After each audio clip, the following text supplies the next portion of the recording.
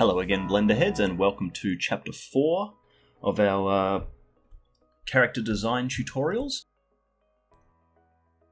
In between Chapters 3 and 4, well, for you guys it's probably only been maybe a couple of minutes, but for me, I actually took a few hours break, which I highly recommend doing periodically, particularly once you get to a certain stage with your piece, because after a while you can sort of start to lose focus on exactly what you're wanting your piece to finally look like, and that sort of started to happen to me a little bit. So now that I'm coming back and looking at this piece after a few hours, there's a couple of little things that I'm not 100% happy with. What I'm going to do now that we've got our eyeballs in here, in fact, I'm going to just quickly, that is the eyes, right? Yep, I'm just going to quickly go in here and name these because we need to make sure that we keep naming things. And I'm now going to take this outliner here, and I'm going to change it into our image editor. And I might just make it a little bit bigger again, because what I'm going to do is go and put one of our renders in here. And it actually looks like it's been lost throughout some of our saving processes. That's okay. Let's just go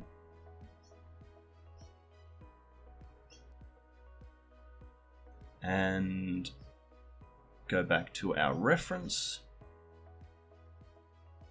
And I'm going to make sure that we've got our original concept piece in here.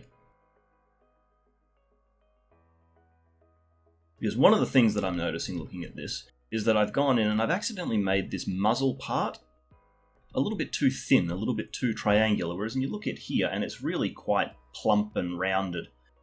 Now this is one of the potential downsides of using just front and side images. Like you can see from the front that this muzzle fits, and if we go to the right you can see that the muzzle still fits. So I mean, why isn't it working?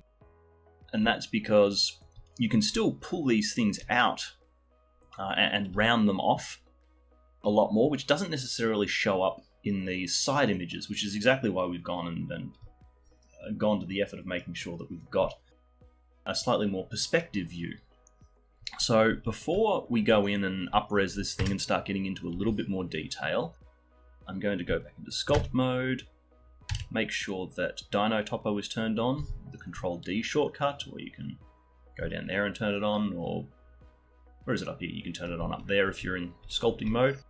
And I'm just going to come in here and I'm going to start rounding these out a little bit more.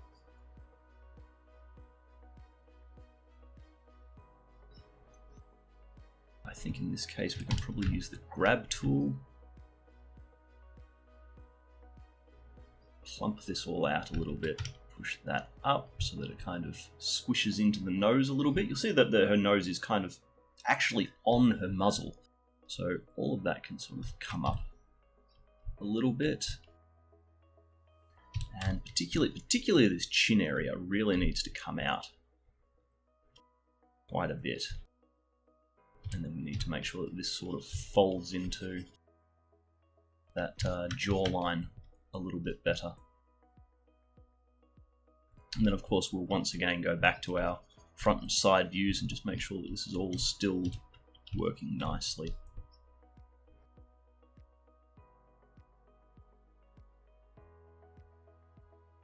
Let's make sure that blends all right. Just tapping smooth.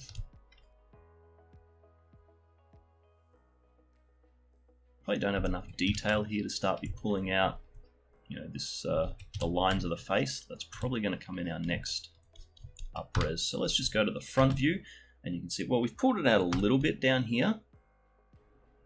Just go and make sure that that still all lines up. But for the most part, you know, we haven't changed the silhouette, the outline of the character, but we've still managed to make this much plumper, which is what I wanted. Just go and check the right hand side. Just pull that chin down just a little bit further. And I think we're pretty close with that. I might have accidentally just smoothed out her nose, but that's okay. We didn't really have enough detail for her to really have much of a nose anyway.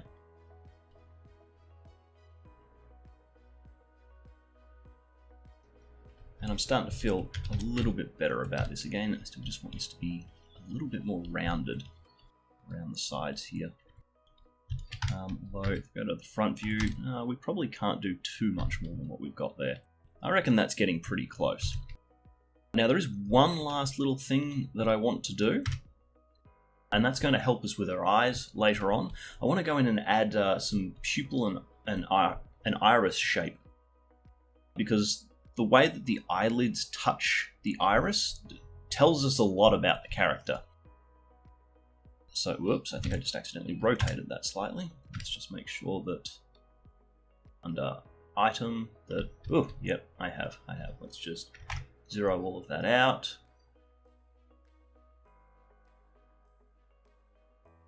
And I think that's actually where I want it to be. Just go back to the right hand side. Yeah, that's all lining up. So I'm just going to go Control A and make sure that its locations are at 0, 0. Just in case we accidentally move it again, and we know exactly how to put it back where it's supposed to be. So yes, irises. Yeah, the way that I think I just did it again. Yeah, ever so slightly. In fact, let's just wait. That's actually the eyes. I think. Let's just zero those out. I'm going to go and do the same thing there, and then I'm going to lock all of these.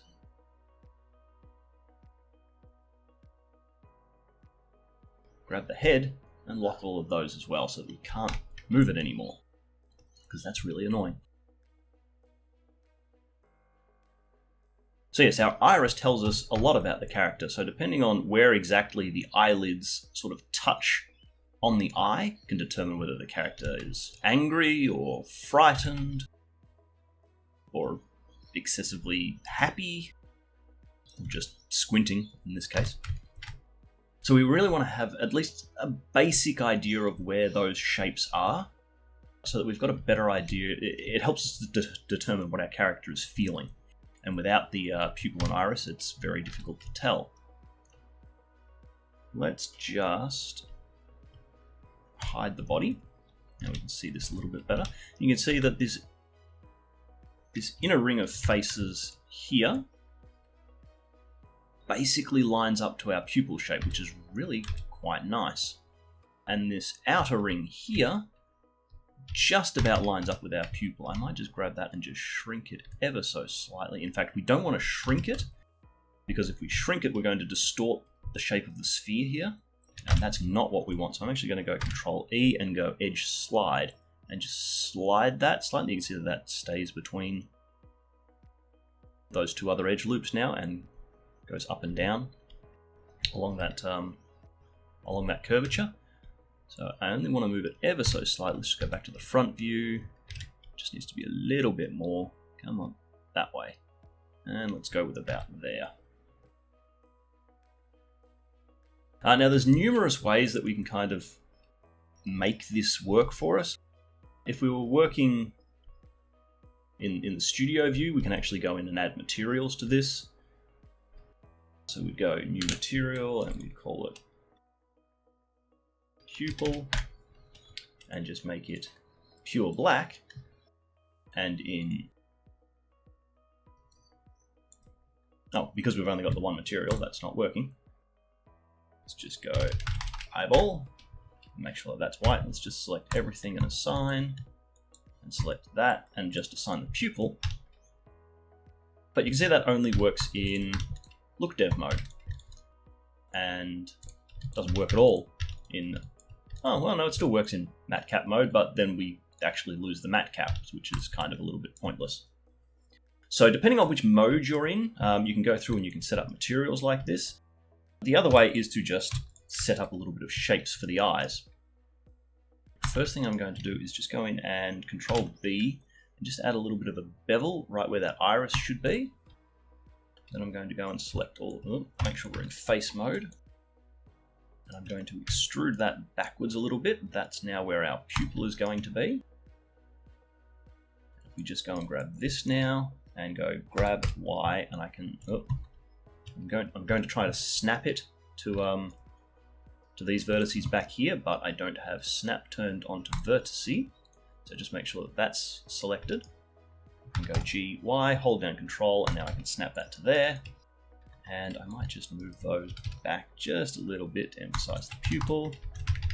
And I might also add just a little bit of a bevel here. There's a good chance that we'll come back and replace these eyes a little bit later, or at least do a little bit more work to them. So I'm going to go and smooth them. But that now, actually we're getting a little bit of weird. You can see that looks just a little bit weird. We're starting to get that pinching and stuff again. I'll just go and draw a couple of those. No, that's actually not making too much difference. I suppose recalculating the normals. No, we might just kind of be stuck with that, at least for now, until we come back and do a little bit more work.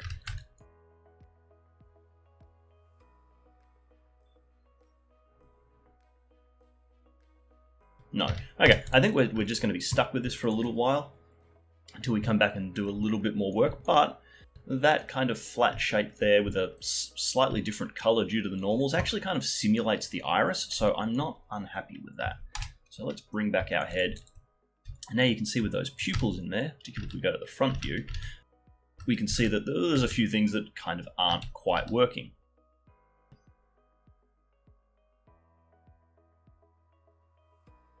Well, I think I've actually got that wrong. Yes, I have. Hang on a second. This actually needs to come all the way out to here. That's okay. Let's just go and hide that again. Let's go and grab that edge loop and add the bevel to that edge loop. That's actually where we want things. And then we can select both of those, go delete, dissolve edges. And just like we did before, grab and this time snap it slightly forward. So that now that ends up there. So if we go back to the front view, unhide, we can now see that that's lining up to that. And now we've actually got the eyelid touching the iris, which is kind of what we were looking for. We obviously still need to do some refinement around these shapes, but that's much better.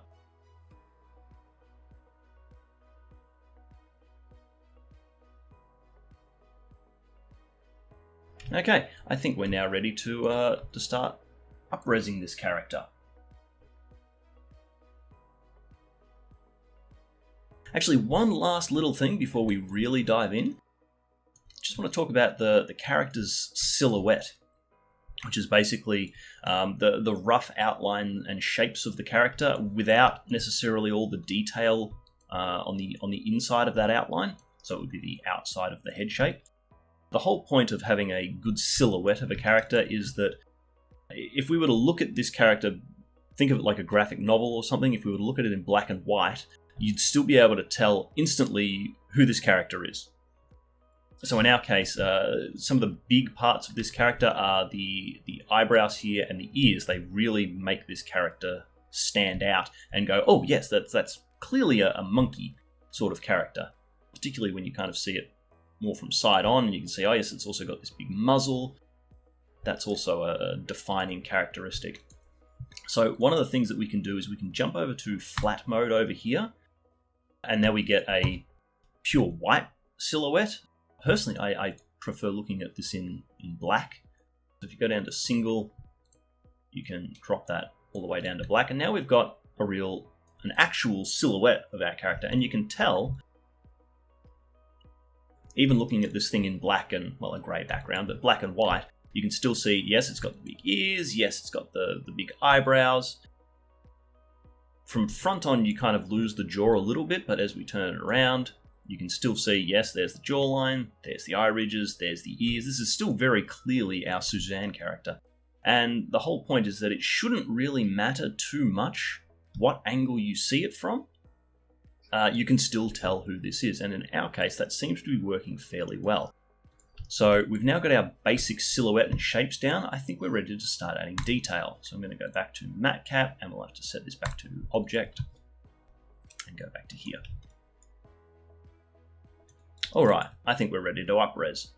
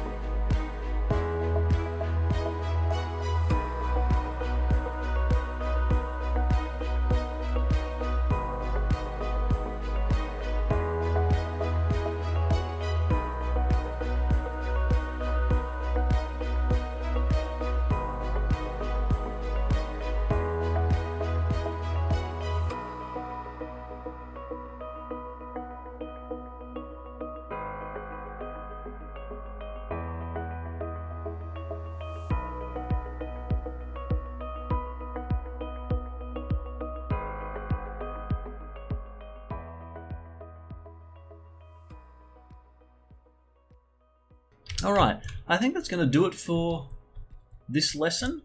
We do still have to add the eyelashes, but I think we've gone on long enough here. And in our next session, we're going to be starting to box model the body. And I think that the eyelashes that's more traditional modeling, so I'm going to move it into that section. We'll do that as traditional modeling. But I think we have Suzanne's head finished here. And at some point we'll come back and retopologize that after we've built the body.